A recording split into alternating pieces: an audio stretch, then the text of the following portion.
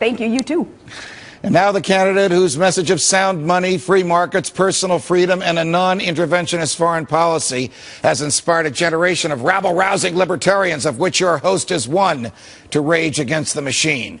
He's the only man in the race who Sarah Palin and Rush Limbaugh both have admitted will actually cut the budget and spend less than the government takes in.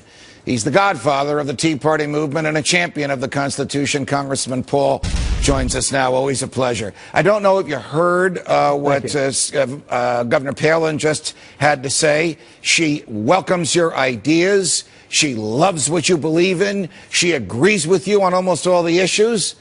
But she thinks that Newt Gingrich might be a stronger candidate against Barack Obama than you. What do you say about that, Congressman Paul?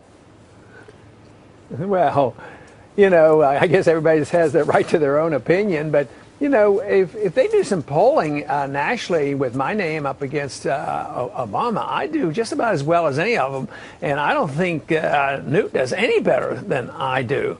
But the point is are his views really different? I did hear what Governor Palin said, but I don't think he's anti-establishment. I was there when he was in the Congress, and he was as much as part of the problem. I mean, you know, I met him in the 70s, and he was rather bold in saying, I'm a Rockefeller Republican. Right. So sometimes sometimes I think that for him to be Tea Party anti-establishment, that is a stretch. How can you present yourself as the only anti-establishment candidate? I could even say anti-Romney. It's clearly the establishment wants Mitt Romney. The establishment always wants the candidate who will rock the boat the least.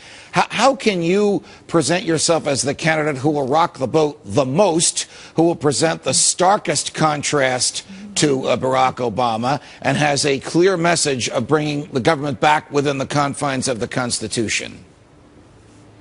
Well, I think anybody that knows me or knows anything about what I've been saying for 30 years, or anybody looking at the platform, they know that is the case. The problem that we have as strict constitutionalists, we don't get the same coverage. And sometimes when we do get the coverage, they mock it or laugh at it and say, oh, this is too extreme. Of course, we've come to the conclusion that the extremists have been in charge. You know, none of the other candidates want to cut anything. And the leadership of the Republican and Democratic Party have never proposed any cuts. They're only proposing token cuts on proposed increases. So it's the way it's presented, and the people have bought into this and say, oh, it's extreme to cut anything. It's extreme to question the Federal Reserve. It's extreme to not be the policeman of the world, and it goes on and on. So the job of a campaign is to get that message out. And when we do it on one-on-one, see, we were able to get a pretty good message out in Iowa and New Hampshire. And in the last couple of days when we were up in Maine, believe me, there's a lot of enthusiasm. Right. But at a national level, it's a real challenge. We don't get quite the same coverage as the others do because they all represent the status quo. There once, I think, were about 9 or 10 of you. I remember Tim Pawlenty and of course, Michelle Bachmann and Rick Perry. And John Huntsman. It's now down to 4 of you. Would it be better if you sort of did better than Rick Santorum and sort of knocked him out of the race? So it's just you as the only conservative and the only small government person taking on the establishment and taking on Newt Gingrich at the same time? Well, I feel like I'm the only one now, but you're right. The votes might pick up. You know, when Rick Perry, who was supposed to be a good conservative Texan, when he dropped out, we picked up votes. Actually, percentages went up when Kane dropped out, too, because he had a little bit more legitimacy about being a Tea Party because he had not been in government. And, you know, his arguments were a little bit more credible. So our percentages, that's when they took a nice little jump. You know, it went from the single digits up to the high double digits after he dropped out.